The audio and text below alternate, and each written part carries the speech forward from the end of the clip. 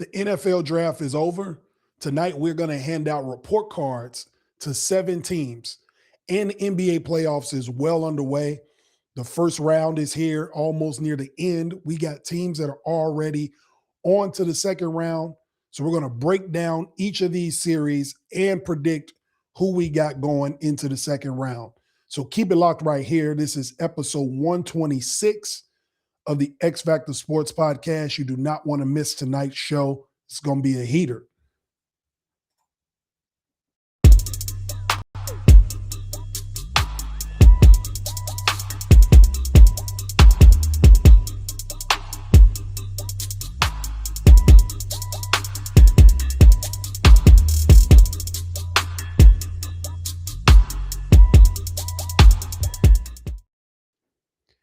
Yo, appreciate y'all for tuning in. This is Jay Mondaine, your host of the X Factor Sports Podcast. Anywhere you listen to podcasts, Spotify, iHeartRadio, Apple Podcasts, anywhere you can catch the X Factor Sports Podcast, all 126 episodes. We are global through the airwaves. And if you want to watch the podcast, you can catch it on YouTube every Wednesday night. Be sure to share and be sure to follow the X Factor Sports Podcast for real sports talk, unbiased takes. All right, so let's dive right into it. We're about to get into the NFL draft. It ended over the weekend. Some teams did a really good job. Some teams did a great job. We're going to narrow this down to 7 teams that I was paying attention to this year. And I want to see basically how they fared in the NFL draft. So I got some grades for these teams. Obviously, we're going to do the number 1 overall pick, or the team that had the number 1 pick in the draft, the Las Vegas Raiders. We're going to talk Dallas Cowboys because everybody in the world wants to know what the Cowboys are doing. That's just the way sports media works. Obviously, I got to talk about my Chicago Bears, the local Kansas City Chiefs, where I'm at. We're going to talk about what their grade is. And we got a couple other teams mixed in there that could be contenders and have a shot, and some teams that made some interesting picks. And I'm going to break those down too. So let's go ahead and dive right into it. I'm going to get the report card up for y'all. And what we're going to do now is we're going to run through, like I said, these teams and explain kind of why they got the grades they got. So the first one, the Vegas Raiders. All right, I'm going to give them an A because obviously they had the number 1 overall pick. They got that right. They got their quarterback of the future in Fernando Mendoza. He's the adult coming in the room. I know that this franchise can be chaotic at times. I think with new leadership in Clint Kubiak, the direction they want to go in, they have good intentions. They got Kirk Cousins as an insurance blanket to kind of bridge the gap between the learning curve for Fernando Mendoza and for what he should see in live action. So I think Kirk Cousins is the consummate pro. And at that position, you want the consummate pro so he can usher in the new. Also gave them an A because somehow, some way, they were able to keep Max Crosby, right? They didn't get the picks that they wanted for Max, but I think he comes back and he will be healthy. Will he be 100% in September when the season starts? Probably not, but he will be there when they need him the most coming into the middle of the season. So they got Fernando Mendoza, right? They keep Max Crosby. And in a division where you got quarterbacks that are good all over the place, Bo Nix, Patrick Mahomes, of course, and then you got the kid over for the Chargers as well. So when you got these quarterbacks that have high-powered offense, you want to make sure you have good defenses. And so I feel like the Raiders answered those questions, getting 2 cornerbacks and getting an edge rusher to complement Max Crosby. So I think they did what they needed to do. So I give them an A grade for this draft in the position that they were in. They were able to do what they needed to do. So that's the grade they're getting for that. Also, what the Raiders addressed was kind of calming the noise of the whole Max Crosby situation, kind of level setting, getting Fernando Mendoza. All the attention is going to be on him and where he's going to be, while Max Crosby can quietly rehab over here and he won't be a distraction. So I think from a media, from a PR standpoint, they did the right thing. But like I said, also getting these picks on the defensive side, when you got to deal with Justin Herbert, that's the quarterback for the Chargers. I don't know why I was blanking that, but Justin Herbert, Bo Nix, Patrick Mahomes, when you got to deal with these guys, they address the defense to shore up, but also from a PR standpoint, they get an A because now you have the number 1 overall pick in Fernando Mendoza. Max Crosby can be over here quietly rehabbing and getting ready to play. All right. The second team on this list is the Dallas Cowboys. Like I said, everybody wants to know what the Cowboys are doing. Every sports outlet you listen to cares about the Cowboys for some reason. So I gave them a grade. They actually get an A for what they did in this draft. Getting Caleb Downs at 11, they might have got the best player pound for pound in the entire draft class. And the fact that he went 11 is crazy to me. So shout out to the Cowboys for getting this right. You can already tell Malik Neighbors was pissed off. They had 2 picks before the Cowboys, and they didn't get Caleb Downs. And now you got to deal with him in your division. It was a great pickup. Again, I talked about this last week. Teams are drafting based on what they have to go against in their division because that's the easiest route to get into playoff football is winning your division. If you can beat those teams, you can win those 6 games. You win more of those games than anybody else in your division. It puts you in position to get in the playoffs and not only get in, but have a home playoff game, which positions you better to get to a Super Bowl. So with that being said, the Cowboys get an A. They get Caleb Downs at 11. This kid probably could have played in the pros last year, how good he is. So the talent alone, hopefully there isn't a lot of arrogance that he's coming into the league with because the NFL will humble you real quick. So I hope you're listening, young players. Come in humble, ready to play and ready to work. Don't think that you getting there is part of the battle. The work really starts now. So I think with his ability, though, he can be one of the top guys in the league in the next couple of years. Then they rounded out. They got some pass rushers. They got Malachi Lawrence. They got Jayshon Barnum. So they've shored up their defense. That's what they needed to address last year. The defense was awful. They also get an A for getting rid of Matt Eberflus. So he's not the defensive coordinator over there anymore. So the Cowboys did good this year. I think the offense was fine as long as these guys stay healthy, right? As long as CeeDee Lamb is healthy. They got their run game identified. I think they like who they got with Rico Dowdle, or not Rico Dowdle, Jameson Williams. I think they got everything they need. Obviously, Dak Prescott's going to get you 4,000 yards passing in his sleep, 30 touchdowns. It's more the fact is if these guys can stay healthy and the guys that they have on franchise tags, if they can actually get them to sign contracts or stay this year. But for the most part, I give them an A for this draft. The Baltimore Ravens. The Baltimore Ravens are always interesting because we always want to find out what's going to happen with Lamar Jackson. And now that John Harbaugh is gone, this is his team. Okay, everything's going to run through Lamar. The burden is on his shoulders. There's more pressure on Lamar to win now with Derrick Henry. So I think this team is going to do good this year. As long as they stay healthy, they can win that division for sure. So I gave them a B. I'm going to give them a B. I know it says B plus on the screen. I give them a B, and here's why. Actually, no, this team keeps the B plus. This is why they keep the B plus, though. I was just thinking of this as I was running this down. They get the plus because they got to keep their draft picks. All right. They didn't have to get rid of those first round picks from Max Crosby. They were able to get Trey Hendrickson instead and keep this first pick. And they ended up getting a guard at number 14 from Penn State to protect Lamar Jackson. And he replaces Tyler Lindenbaum, who left in free agency. So they get a B plus for that, right? Just recognizing the landscape. They realized that I still believe that this was done purposely. They saw that they were able to get Trey Hendrickson. And so with the Max Crosby injury report, they just said he's not healthy. They rescinded the pick. It's like, oh, we can get Trey Hendrickson and keep our first round draft pick. Cool. So I still think to this day that's what happened.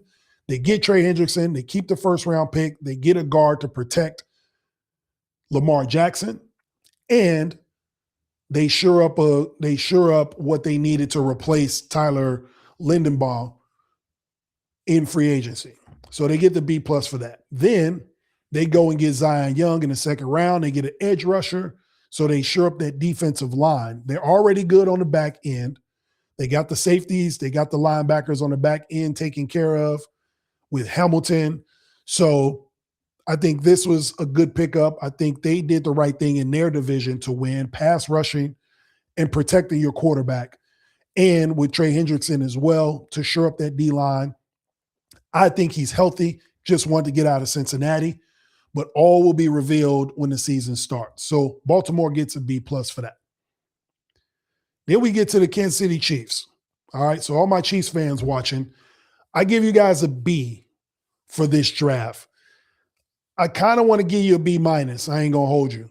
The reason why I want to give the minus is because I feel like they addressed the Trent McDuffie trade. They got a bunch of picks for it, which is great. And then they got Mansour Delaney from LSU for the 6th pick. I don't think they had to trade up and lose draft picks to get him, though, honestly. They could have got him at 9. They didn't have to go up to 6 to get him. They must be really fond of this kid. They must be thinking really high on him. But I can't refute Brett Veach for what he's done over the last few years, especially with these defensive guys, these cornerbacks. He's turned them into all-pro guys. So maybe he does it again with Delaney. But I just think they could have got him at 9. They ended up getting him at 6, though. So they got the replacement for Trent McDuffie, which is great. And they're obviously saving money. Didn't have to pay him what the Rams are paying McDuffie. So that's good. They went and got some D tackles and some edge rushers to help out Chris Jones. He's getting older. So they shore up that defensive line. The running back situation kind of was tricky too. You just got Kenneth Walker from Seattle, and they ended up drafting Emmett Johnson in the 5th round. Now, unless you're telling me you're getting rid of everybody in the running back room, and now you just got Emmett Johnson and Kenneth Walker, then okay. They got him in the 5th round, didn't cost them much. Great. If this kid turns out to be something, then it's cool. A lot of the picks the Chiefs got are kind of like wait and see. I don't know who's, other than that 1st round guy, Delaney, I don't know who's making an instant impact, because 1st round guys are supposed to make an impact, especially if you pick them in the top 6. So we'll see what that becomes. He was touted to be the best cornerback in the draft. And then they ended up getting Garrett Nussmer for their last pick, which was another head scratcher. That's why I said I would almost get him a B minus. They did address some needs. They shored up some defensive line play around Chris Jones. They replaced Trent McDuffie. They got a additional running back in the running back room, but then they end up getting the quarterback in the 7th round is, I don't know. I guess they felt like if something were to happen, they have somebody in their back pocket. Like, he's played a lot of football. It's not a knock on him. I just don't know if the Chiefs needed that. So for me, I give the Chiefs a B minus for this draft. Like I said, they checked some boxes. The last pick was kind of head scratchy and trading down to get a guy that I think they could have got at 9th. But they got the guy they wanted. And that's what I always tell people in fantasy football. Like, if you can get the guy you want, go get him. Like, don't try to be slick and savvy and try to hope that he falls where you want him to. If you can go get him, go get him. So I guess that's what the Chiefs did.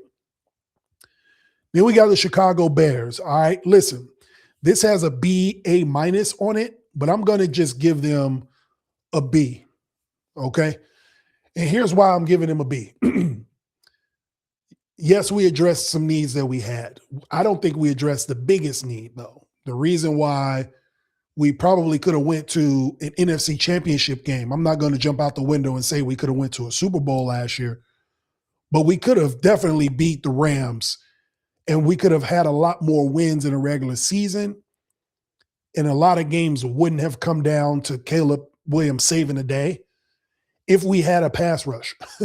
And we did not seemingly address that issue of the pass rush. So that's why they get a B. I can't give them an A for not addressing the one glaring thing that we had to deal with last year. But they do get a B because we did make some great picks. Starting with the first one, Dylan Thiemann from Oregon being available at 25 is crazy. So arguably one of the best safeties after Caleb Downs is Dylan Thiemann. So the fact that we were able to get him at 25, we didn't have to move up, we didn't have to give up anything to get him, is great.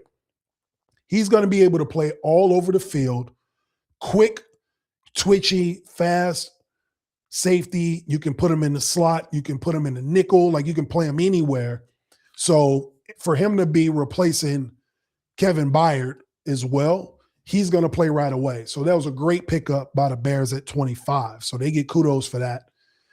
They also get a center in the second round, a kid out of Iowa, Logan Jones. So now not only do you have a defensive player that can fly around the field with the rest of those guys on the back end, a team that led the league in takeaways, now you get a center to replace the center that we had that retired unexpectedly at 27 years old. You get Logan Jones in the second round.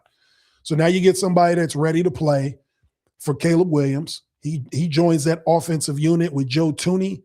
You got two Pro Bowlers on the opposite sides of you at center. You got the left and the right guards. They both went to the Pro Bowl. So I think this kid is going to be set up for success also. So that's why the Bears get the B. I understand why A- was getting thrown around, or A, because you protect Caleb Williams, and we got a shocking top safety in this draft class this late in the first round was great. But I have to give him a B because I'm realistic. Again, this is real sports talk, unbiased takes. We did not address the edge rusher. We cannot depend on getting a bunch of takeaways and leading the league in interceptions next year, right? Offensive coordinators get paid for what they do in the offseason. They're going to watch film.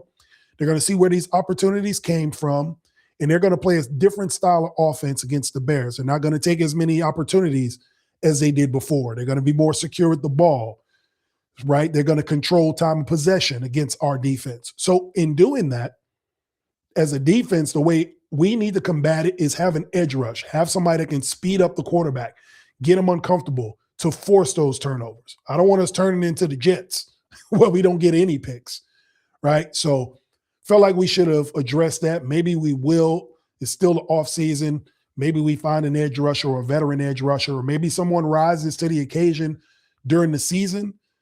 That's why they get paid the big bucks, the GMs. But if we're talking from a draft perspective, in a defensive draft, you don't address the one glaring thing we needed on defense. I can't give you an A, but I can give you a B. So that's what the Bears get. Then we get down to the C's. So no, not everybody. We did not get on the honor roll in this report card. We got some C's down here. All right. So the Rams, they get a C plus. I guess we could give them a C plus for a number of reasons. Number one, this is a team that is on the cusp of being a Super Bowl contender, right? They made it to the NFC Championship game. They have an MVP in Matt Stafford who's coming back. They have veterans on his team. They are poised to get to a Super Bowl. Their team is built to win a championship. This is the same team a few years ago that was talking F those picks, right? And then they turn around and make a very strange, surprising move by getting Ty Simpson at 13. So it looks like they're looking into the future. I don't know if the fact that Matthew Stafford maybe on his last season scares them and it scared them into this pick. But you got a locker room full of guys that want to win a Super Bowl, and they're looking for somebody that can help them win it. And the fact that they picked a guy that won't play for 2 years in the first round in the top 13 picks is head-scratching to me. You can't get an A or a B on your draft report card if you're a team that said F those picks and you got a Super Bowl contender team and your first pick is a guy that won't play for 2 years. Can't give you higher than a C, right? So it looks like there's a shift in philosophy. I don't know if the locker room agrees with upstairs.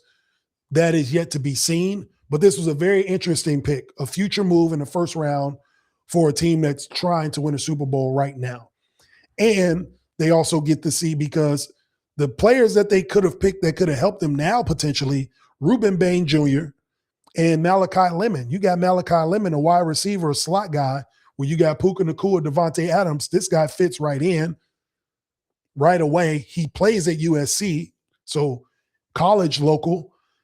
I don't understand why he doesn't fit in that spot. You had the opportunity to pick him up and you didn't do it. He would have shored up the offense just in case some of these other offensive guys are injured. You got this guy that can come in right away and perform.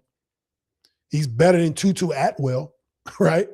So for them to not get him, for them to not get Ruben Bain Jr.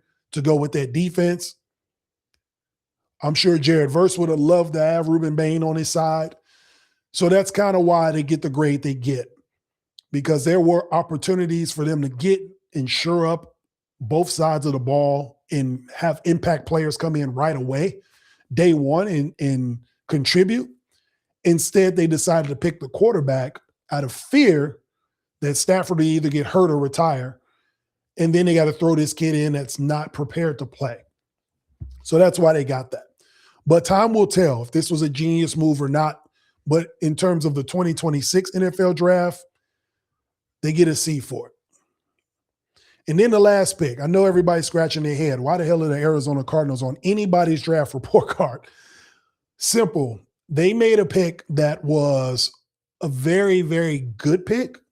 I don't know if they're the team that should have did it. They're not fit for this guy. Getting Jeremiah Love at 3, I understand the logic behind I'm going to get the best player available. And he was the best player available at 3, so you can't pass him up. But the reason they get a C, I would give them actually a C minus. So you can scratch the plus off of the screen if you want. They get a C minus for this. Here's why. Yes, you get the best player available at running back. Nobody's drafted a running back in the top 3 since Saquon Barkley in 2018 when the Giants did it. But you just signed Tyler Algier from Atlanta and gave him a bunch of money. James Conner is coming back.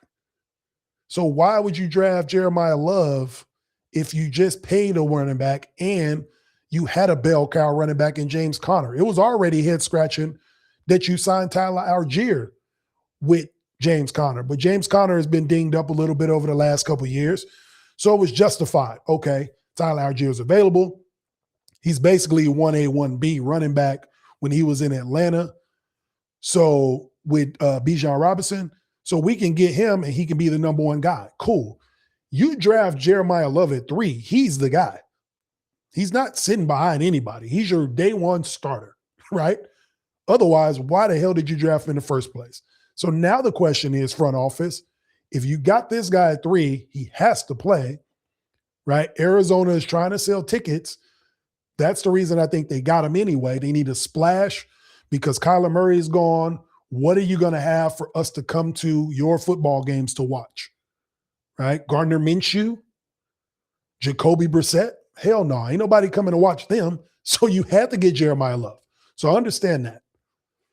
But the minus comes in when on the back end, you have a running back that you've paid a gang of money for just to be the same guy he was in Atlanta. The B to Bijan Robinson's A. Now he's about to be the B to Jeremiah Love's A because you have to play Jeremiah Love, except he's a little more rich now. That's all. And then what do we do with James Conner? So from a football standpoint, this move doesn't make sense because you have running backs and you're paying them. From an entertainment, from a football standpoint, a ticket selling standpoint, yes, it makes sense. Everybody knows the name Jeremiah Love. He's a great player. And we're trying to sell tickets because we don't have a quarterback of any viability that we want to promote, right? We can put Jeremiah Love on billboards, come and watch the number 3 overall pick in the draft. I get it. But it just doesn't make sense. You needed a quarterback for the future, but I guess it would have looked crazy getting Ty Simpson or Garrett Mussinger or Carson Beck at 3 overall, right? Because they weren't projected that high. So you couldn't do that. But at the same time, if you're trying to make a splash, I guess you got to get this kid. So time will tell. The Arizona Cardinals are a bad organization. So I hope Jordan Love get some semblance of winning, at least break a bunch of records, rush for a bunch of yards, because you ain't going to win a lot of games. So congrats to Jeremiah Love on getting pick number 3. But unfortunately, this is how the reality of sports works. Great players go to bad teams because teams are bad and they need great players. Simple as that. All right. So that is my report card. Y'all see it on the screen. Let me know what you think. Should some things get changed? Should we shift around? You can always comment below on YouTube. If I forgot a team, of course, I only did 7. You can throw your team out there. I will be able to respond to your question. If you want me to give your team a grade, put it in the comments and I will put it up on our YouTube chat board. All right. The X Factor Sports Podcast. You can catch us every Wednesday night on YouTube, and you can also catch us on any of those platforms you see where you can hear podcasts. All right, we're at episode 126. We're about to keep this thing rolling. We're going to jump into the NBA. All right, we are going to talk about each series from the Eastern and Western Conference, where we sit right now, and we're going to predict who's getting out of the first round. Some of these games, elimination games, are happening tonight. Elimination games are happening right now for some teams. We're going to dive right into it. I'm going to predict who's getting out of the first round, whoever isn't out of it right now. All right. So let's dive into where we are as we speak. So now in the Western Conference, let's start with the number 1 seed, the Oklahoma City Thunder. What SGA has done basically over the last 3 years in the first round, they're 12-0. So shout out to the Oklahoma City Thunder organization, Mark Daigneault, SGA, Chet Holmgren, J-Dub, the crew, all these guys for playing championship level basketball right out the gate. The thing about the first round of the playoffs that doesn't get talked about a lot, people expect the higher seeds to win, sweep, set an example, all that. The playoffs are about matchups. Okay.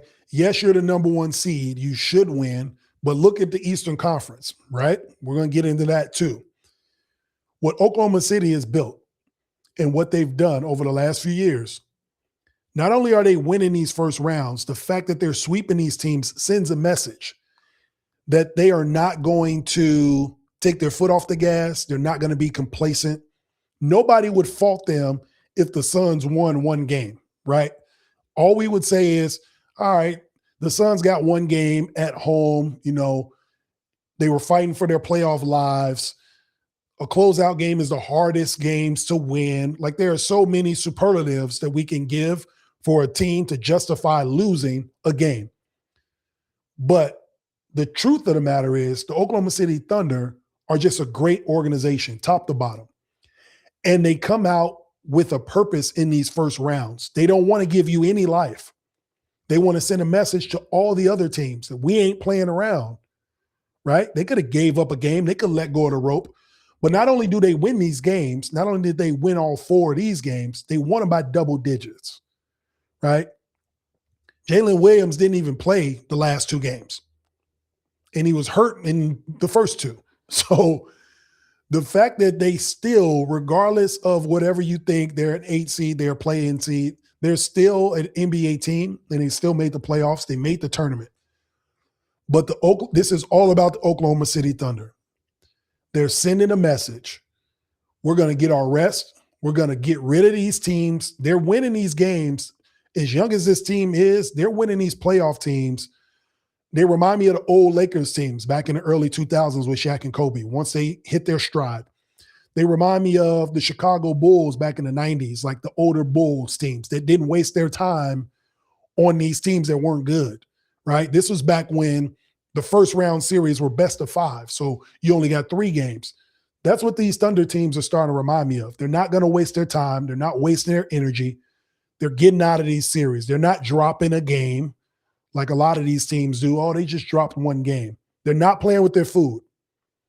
So the Oklahoma City Thunder sweep Phoenix, get them out of the way, and now they get to wait for the winner of the Lakers and the Rockets, who, FYI, played with their food. They could have swept Houston before Oklahoma City swept Phoenix.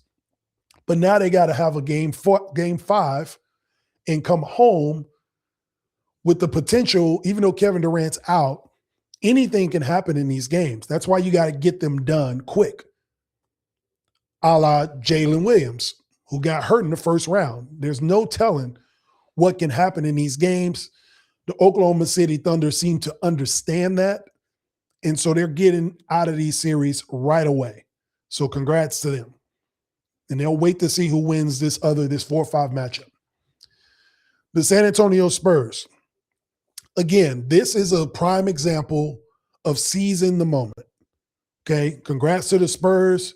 They finished off the Portland Trailblazers in 5 games. They did drop one in San Antonio. It was a game where Victor Wembanyama hit his face on the floor and ended up being in concussion protocol and missed the game. But this team had his back. He missed the game. They come out and beat the hell out of Portland anyway. And then their leader, their best player, Victor Wembanyama, comes back and they close this thing out last night. So shout out to the San Antonio Spurs. They get it done. Again, they're seizing the moment. This is a young basketball team. They understand that. The core of this team is young. De'Aaron Fox isn't young. Harrison Barnes isn't young. But the core of this team, including the coach, is a young group. They're going through this thing for the first time, but they are seizing the moment. They're not playing as if they're saying, we're happy to get out of the first round. They're not playing as to say, we're looking to get to the conference finals. They're not playing as just to say, we want to get to the finals. They're trying to win now. They understand the window of opportunity is here. It can close at any moment. Victor Wembanyama can go out at any moment. So let's seize it now. We're not going to play around with these teams. We are the matchup nightmare for everybody. Every year in the playoffs, there's one team every year. They don't necessarily always win the championship, but there's always one team that is the matchup nightmare for everybody. Case in point, when Dallas went to the finals against Boston, the Dallas Mavericks were the matchup nightmare for everybody, including Oklahoma City. And Oklahoma City was favored to go to the finals that year. They were the 1 seed. That was the first year that this group became the 1 seed and had to go through growing pains. Dallas had Luka. They had Kyrie healthy. They had that big lineup, Derek Lively, PJ Washington, Daniel Gafford. They had a squad. They had defense. They were lengthy. They could shoot threes. They had everything you needed to match up with anybody. And they seized the opportunity and got to the finals. They just came up against a better Boston Celtic team, right? The Phoenix Suns, the year they went to the finals against the Milwaukee Bucks. And Giannis went crazy in those last 4 games. Phoenix was up 2-0 in that final. People forget. But they were the one team that nobody could match up with in that series. Again, defensive wings, Cam Johnson, Mikal Bridges, Book was playing at another level. CP3 was healthy. DeAndre Ayton was good. They had arguably the best starting 5 in basketball. They were a matchup problem. They seized the opportunity. The San Antonio Spurs are in that moment right now. We're not waiting until next year. We're not waiting until we get older, right? We know we're the matchup nightmare. Denver is on the verge of being out. That's the only team that relatively gave them issues in the regular season. They want to see the OKC Thunder. They've beaten the hell out of the Thunder 4 out of 5 times this year, so they're not afraid of them. Nobody in the East, I think, can see them. Nobody wants to see Wemby in the Eastern Conference. They don't have the centers over there. So in their mind, they feel like they're the best team in the league. So they are trying to win it right now. So I love that about playoff basketball. Teams that know that they are the matchup nightmare and they prove it night in and night out. So shout out to the Spurs. This Timberwolves and Nuggets series. Okay, the Nuggets fought for their playoff lives, like we alluded to earlier, in game 5 in Denver, showed out. Role players played better at home, as you can see. Role players getting career highs. Ayo Dosunmu did it in Minnesota. Jones did it over here in Denver. We still haven't had a vintage Nikola Jokic game. And that is that either because Jokic is hurt, or is that a credit to Rudy Gobert's defense? Is it a combination of both? Whatever it is, in order for them to win this series, Jokic is going to have to be 2020, 2021 Nikola Jokic for them to win this series. Simple as that. Now that they have to go back on the road, hostile environment, Minnesota, Jaden McDaniels is going to feel more comfortable. Ayo Dosunmu is going to feel more comfortable. They don't have Anthony Edwards or Dante DiVincenzo because of injury. You lose your starting backcourt.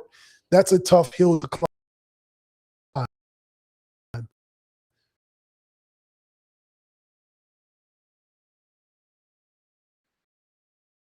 No pun intended, because they're playing, win one game. But it starts to mound when you're up 3-1 and you give up a game. Not necessarily give up. They got blown out. 123-113. So they didn't necessarily give up anything. They just got beat. But you feel like, all right, it's still 3-2. We get to go home, defend home court, and we can close this thing out in 6.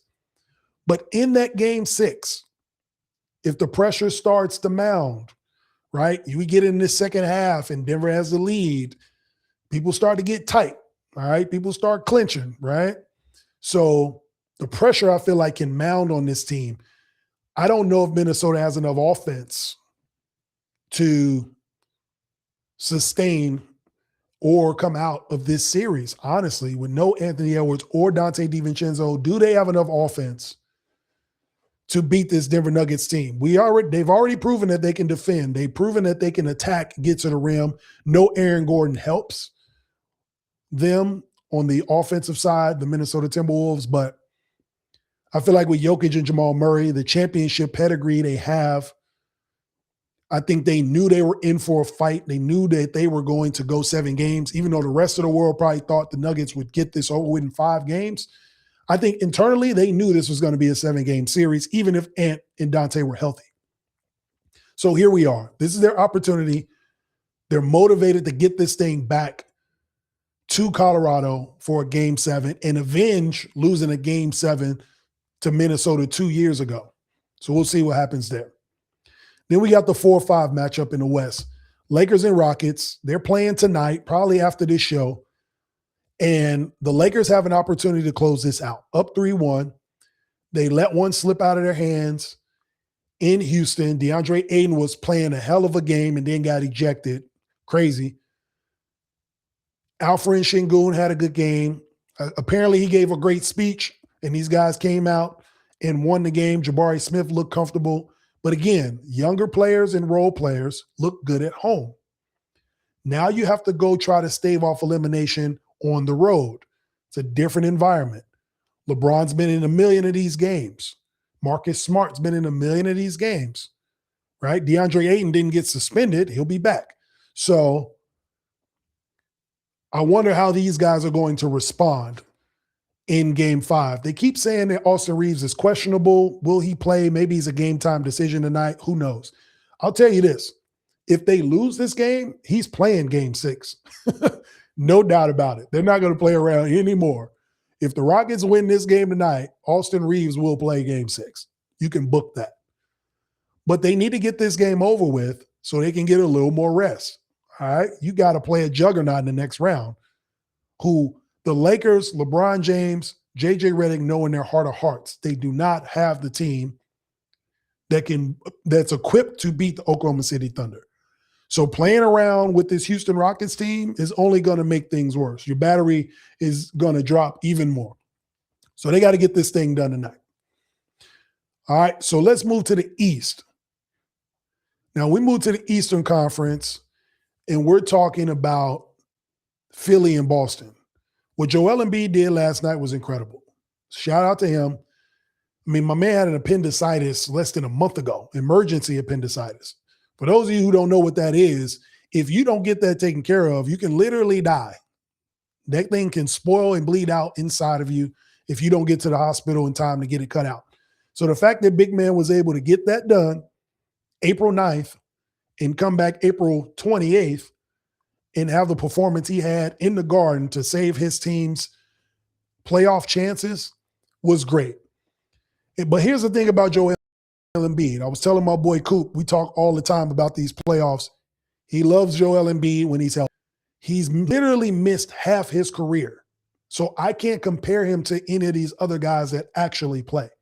So no, he's not one of my top 3 centers, to answer questions directly. He's not. He doesn't play enough basketball. Sorry, I come from an era where you got to play the game.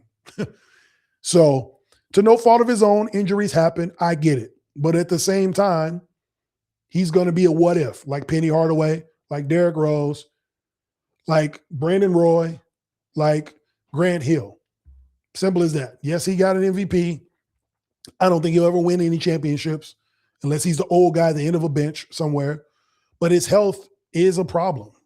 And it shows in the times Philly needs him the most. But that does not negate the fact that he has moments. He's done this before over the years. He'll have these playoff moments. He'll come in and be the hero, even when his knees are hurting or his back. And he'll have these heroic games. But when you look at the grand scheme of things, he's missed half his career to injury. It is what it is. Okay. That being said, though, they are down 3-2. They go back to Philly to try to even it up. This Boston Celtics team has to be frustrating to Boston Celtics fans. I mean, it is what it is. Like, they are a make or miss basketball team. I talked about this last week. If they are not making threes, they can't win. It's like they don't find other ways to win games. They're like the little kid learning how to play basketball that gets mad when they don't make shots or they don't get the ball. They don't know how to do anything else. They don't get back on defense. They don't rebound. That's what this Celtics team reminds me of. When they're hitting shots, they're the greatest team in the world. They're the 72-10 Bulls when they're making shots.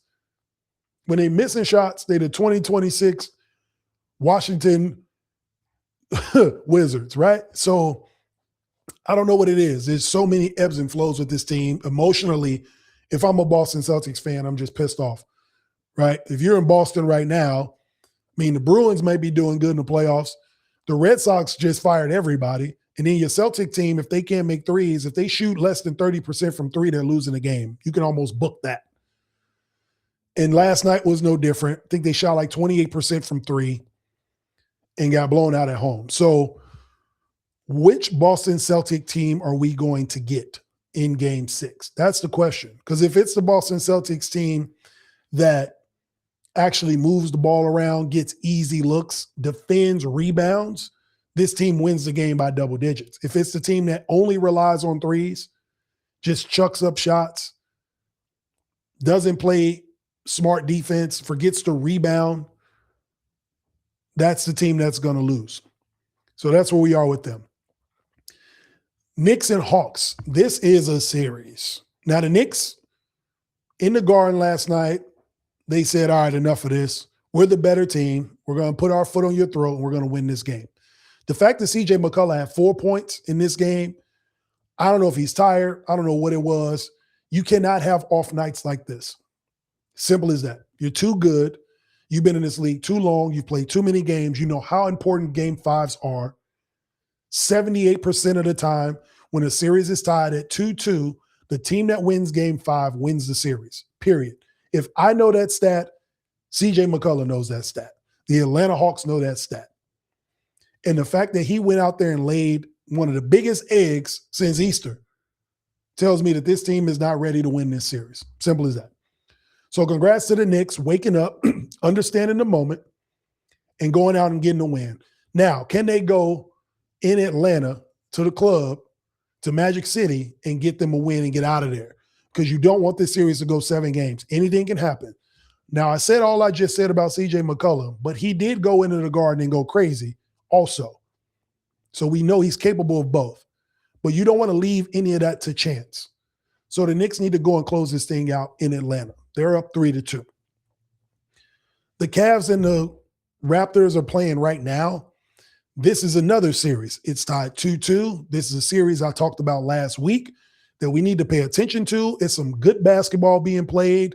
I know it ain't your biggest star, so people may not be watching it, but my basketball fans are loving this series. All right. The Eastern Conference has always been like this for years. all the glitz and glamour in the West, all the grinding outs in the East, but you get good basketball. And this is a prime example. This series is 2-2. The Toronto Raptors are showing that they have been a formidable opponent as a 5 seed. This is a perfect quintessential 4-5 matchup. This is a pivotal Game 5. Toronto has shown that they can win these games. They can beat Cleveland. So it's just a matter of who shows up tonight. The game's in Cleveland. I think Cleveland shows up and shows out, but that does not negate the fact that Toronto feels like they can compete and also win these games. This Orlando and Detroit series, the 8 beating the 1, all right? If you've been checking out the reels, you've heard how I feel about this series. I did not think Detroit would be in a 3-1 hole. Not getting a game in Orlando hurts. If you're the 1 seed, you got to be able to protect home if you're not going to win on the road, right? The whole point of being the 1 seed is that you have home court advantage. So if and when you get into a game 7 scenario, that game is at home. Detroit has dug themselves such a hole that they lost game 1, and that puts you behind the 8 ball from a pressure standpoint, from a competitive standpoint, from a game planning standpoint. So for those of you who are asking if the Detroit Pistons are in trouble, hell yeah, the Detroit Pistons are in trouble, okay? If you've been watching these games, the Orlando Magic are simply doing this. We are the more physical team. Even though Detroit is known for their physicality, Orlando has been the more physical team in this series, number 1.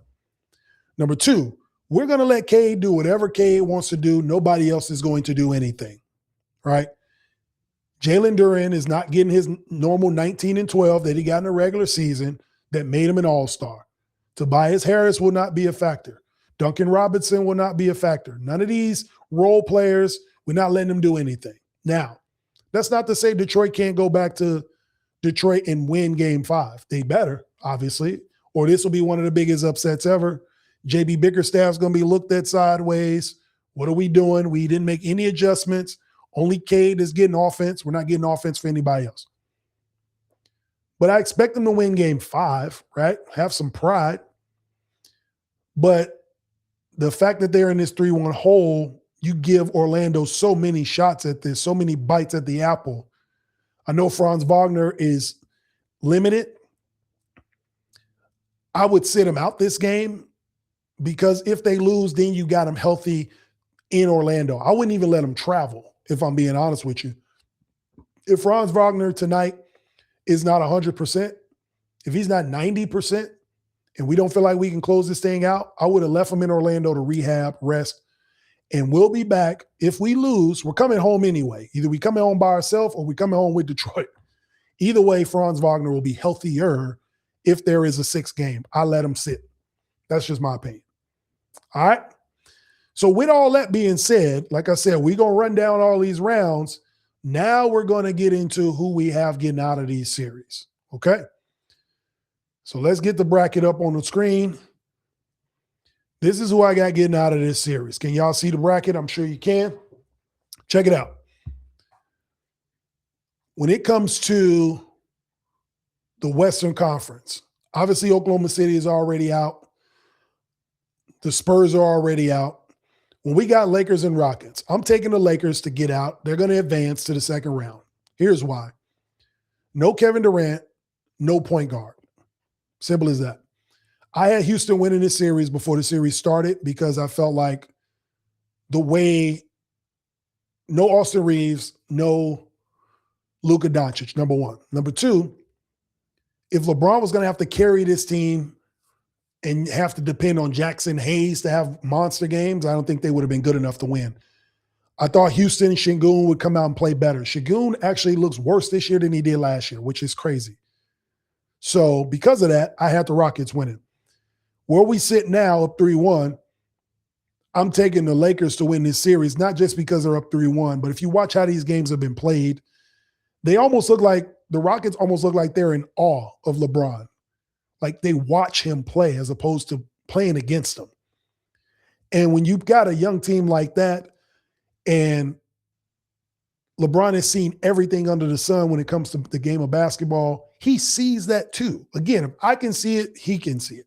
And his team can see it. They're almost in awe watching him. If you watch the tape, if you watch highlights, they're watching LeBron do things. And so this game being in LA, I wouldn't be surprised if they close this thing out tonight. Gentleman sweep, get him out of there. KD's not playing again.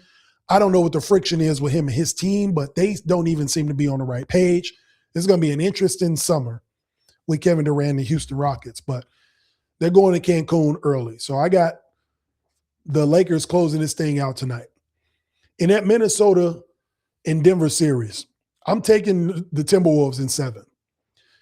The Timberwolves just don't – I'm taking the Nuggets, sorry. I'm taking the Denver Nuggets in 7 games.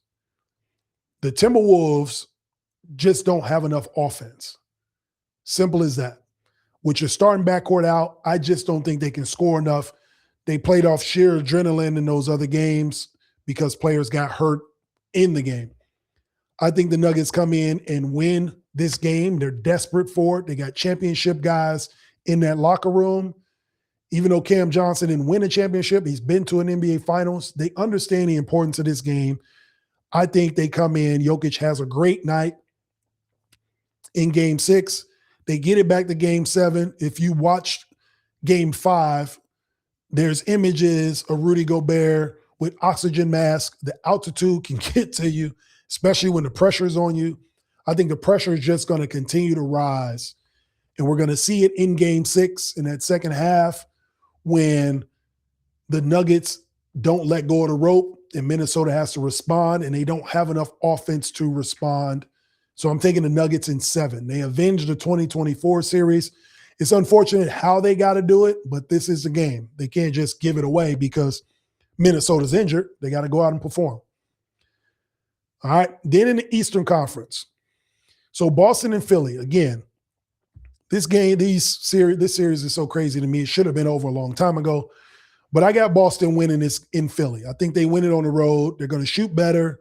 They're just Jekyll and Hyde. One game they play great, one game they don't. One game they play great, one game they don't. They didn't play great in the last game, so they're going to play great in this game and close it out. So that's just the pattern that they've been on the last few years. So give me the Celtics closing this thing out in Philly in 6. Knicks and Hawks. This is going 7 games. I don't trust that the Knicks can go on the road and get a win. I don't trust Karl Anthony Towns. He's not been dominant. He's had good games. But again, I'm gonna say it till I'm blue in the face. If he does not dominate, and if you don't know what dominating means, go look at Shaq's numbers when he was in the playoffs. Go look at Akeem Olajuwon's numbers when he was in the playoffs. Go look at Tim Duncan's numbers when he was in the playoffs. Go look at Giannis's numbers when he was in the playoffs. That's what dominating looks like. This 22 points and 8 rebounds, that's not dominating, right? That's what OG Anunoby should be giving you. So until he does that, I can't trust this New York Knicks team. They're going to win it in 7 because they're going to go back to the Garden and win. But I got the Atlanta Hawks winning at home, and then the Knicks going back in the Garden, making it as dramatic as possible because that's what the Knicks do, and winning it in 7 games. The Cleveland-Toronto series, I think that the Cavs get this done in 6 games. Could be wrong. It's just a feeling, but it's a prediction. Game 5, again, I told y'all, 78% of teams that win Game 5 when the series is tied at 2 usually go on to win the series. I'm going to go with them winning this series. I got them winning Game 5 in Cleveland. I think they go to Jurassic Park and they close this thing out, put some pressure on Toronto to survive. And I think they get it done. Donovan Mitchell, James Harden, they go out and close this thing out in 6 games. So they win the next 2. And then Orlando-Detroit series. This series is over, man. Sorry. I think this series is over 5. I think Detroit just does not have enough. They don't have enough offense. I've seen enough evidence in this series. Cade Cunningham is going to do his thing. He's going to try his damnedest to get this team over the hump. They just don't have enough. Orlando's way more physical. Like, you're going to have to dirty this game up and get one of these guys ejected. Like, you're going to get them in foul trouble, something. But they don't have the offensive weapons, Detroit that is, to put pressure on Orlando at all. And as long as you allow Orlando to win the rebounding battle, you really have no chance. And so because of that, I think the Orlando Magic shocked the world. The first time an 8 seed beats a 1 seed since 2023. Miami did it to Milwaukee. And if you want to go back even further, Philly did it to the Bulls back in 2012. This 8th seed is just more physical, and they want it more. That's usually why 8 seeds beat 1s. is a matchup issue, but the matchup issue isn't anything. It's not a secret. If you watch the game, you can see the glaring difference in the matchup, especially in 8-1 matchups. The 8 seed is usually more physical, more scrappy, or they're the better defensive team overall.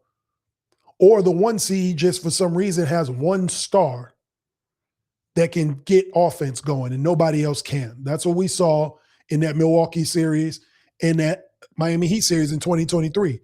The Heat team was more physical, better defensive team. They rebound better. They played better as a cohesive unit, Jimmy Butler and all those guys. And Milwaukee just had Giannis. Nobody else could generate anything for him. Same thing that's happening in this series. Give me Orlando getting out. All right. So that's my list. Y'all let me know what y'all think. Again, you can always comment below on the bottom of the screen on YouTube, and you'll get your questions answered. Any comments you have, we respond to those too.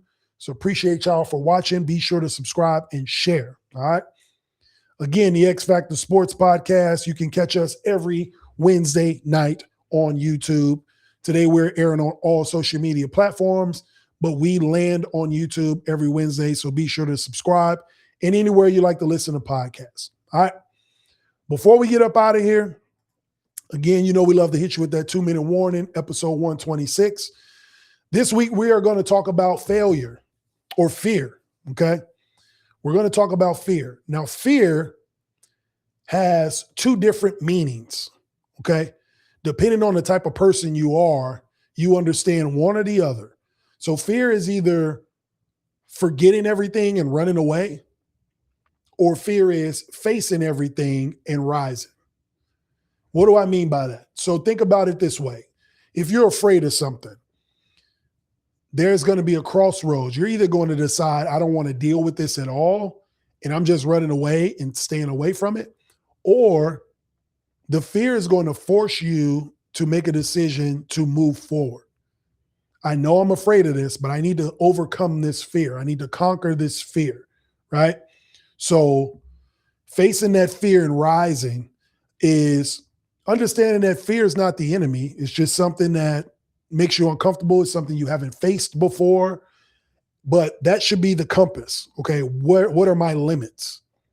What am I pushing myself to? Once you're able to step over that fear, that's where the rise comes in. Once you're able to step over the thing that's holding you back, once you're able to step over the thing that's giving you cause to pause, then there's a runway of opportunity for you. The sky's the limit. Once you're able to conquer that fear. If you run away, you never know, you never reach your potential. You never know what you could do or what you could be. But if you take the other road where you face everything and you rise, then you get to see the full potential. Again, what's the worst that could happen? It doesn't work out.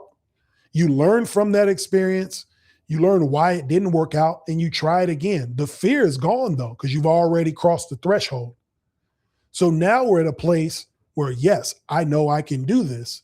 Even though it didn't work out this first time or the second time even, I understand that this is something that I can overcome and I can move forward. And that can relate to any aspect of life. So when you're in that fork in the road of fear, you don't want to drop everything and run away, okay? You want to face everything and rise to the occasion. That's the way to go when it comes to fear. So get all the negative thoughts out of your head.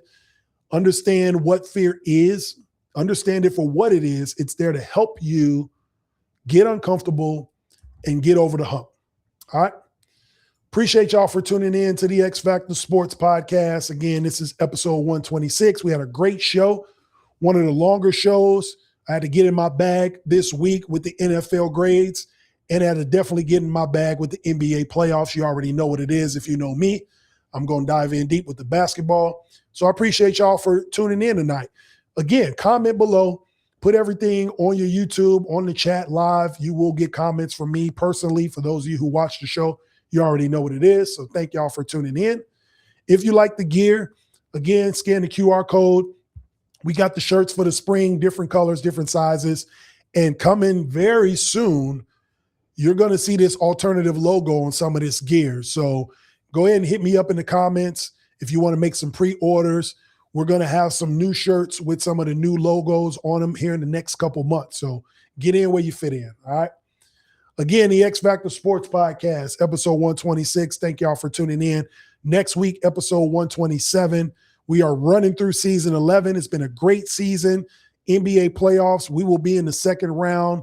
We will be making our predictions. We will be going series by series and breaking it down the only way we know how.